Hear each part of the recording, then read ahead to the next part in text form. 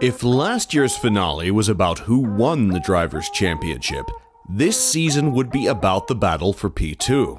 And while many expected Charles to win, the lasting question we all have in our heads is why Max Verstappen did not play his role, or at least do anything to help Checo's cause of winning. As we all can remember, Checo played a vital role in Max's title win last year, so what does the team and Max have to say for themselves this time? Well, let's talk about it then. But before we do, consider subscribing to the channel so you don't miss out on our latest uploads. Now that's out of the way, let's get started. Coming into the Abu Dhabi Grand Prix, all eyes were set on the battle between Ferrari's Charles Leclerc and Red Bull's Sergio Checo Perez for second place in the Drivers' Championship, as the two were on equal footing coming to the race.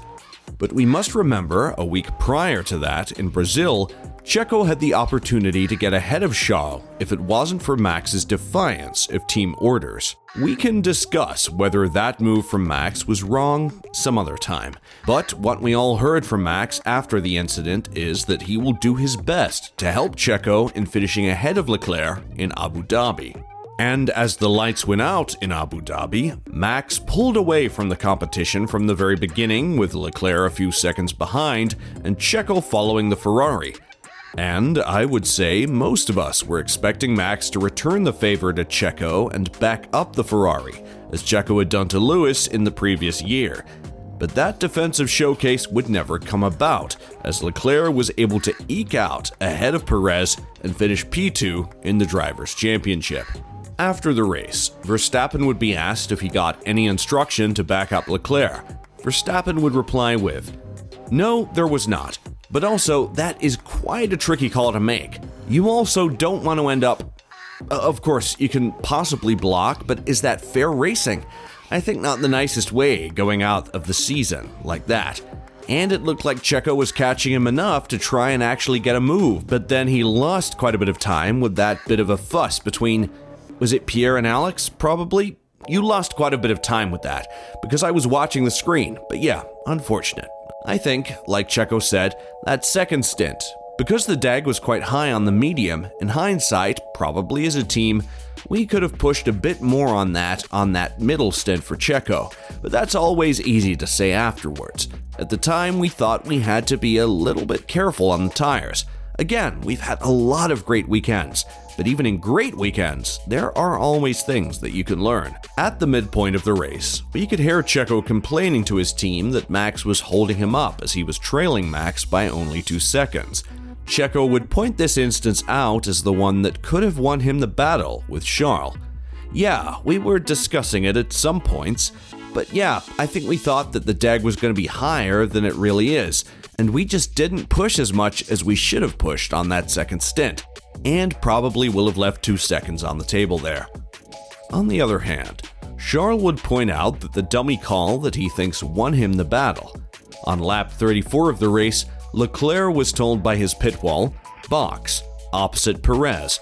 Red Bull would respond by boxing Checo to cover off Leclerc, who by then committed to the one-stopper.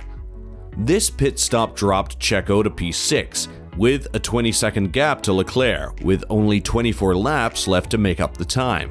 "I can say it now, but we dummied him and made him think we were going to pit," explained the Monegasque. "He took it and went for the second stop, so we did everything perfect, and I'm very proud of our execution. It's been a very difficult season for the whole team. We started extremely well, then we've had loads of problems with the reliability, strategy, and tire management, obviously, later on in the season. That wasn't easy to manage, knowing that the potential was in the car to do very well, and so to finish on a high at least is good. Now we need to focus on finding a next step for the race pace, because Red Bull seem to have something that we don't have for now. But it's encouraging to see such a good performance in terms of execution of the races. But as much as strategy and execution played a big role in Leclerc's win in Abu Dhabi, the media is still latching onto the rift between Checo and Max as the main reason the Mexican driver didn't win P2, with the likes of Ralf Schumacher saying that things will never be the same between Max and Checo. and that he believes that Max will use his standing in Red Bull to push Checo out of Red Bull after next season. I think Ricciardo has a good chance. It must be behind the scenes very, very aggressive, and I think Max wants a new combination. Max is the spearhead of Red Bull. The whole future is laid out for him until 2028. In the end, he pulls the coals out of the fire, brings the victories home. Accordingly, I could imagine that because of his contract, he will also win them, has the opportunity to have a say in who drives next to him, and I think he prefers Ricciardo there. Former F1 driver David Coulthard would also chime in and say that the ball is in Checo's court. If he chooses to stay, he has to accept he's number 2, or walk away and kiss his F1 career goodbye. Checo was out of Formula One with no one knocking on his door, said Coulthard. Red Bull gave him the opportunity to come back, and a car that's nailed on to win races. He's had a fair crack of the whip to try and beat Max and has consistently not delivered on the same level. He has occasionally done so, and I admire the victories he has had. David would share a similar experience he had in the past when he was offered a contract with Ferrari. A contract where it was stipulated that he'd have to yield to Ferrari's star driver Michael Schumacher when given the signal. As we all know now, David opted against the contract, only to find himself having to yield to Mika Hakkinen at McLaren. I was offered a contract with Ferrari before I joined McLaren, and it stipulated that if I was running third and Michael Schumacher fourth, I would be told to move over, he recalled. I couldn't bring myself to sign a contract which would mean I'd have to move over all the time, and with McLaren there was an equal opportunity. Then I found out that Mika Hakkinen was the guy that would win 2 world championships, and I didn't, because he was quicker and he deserved those titles.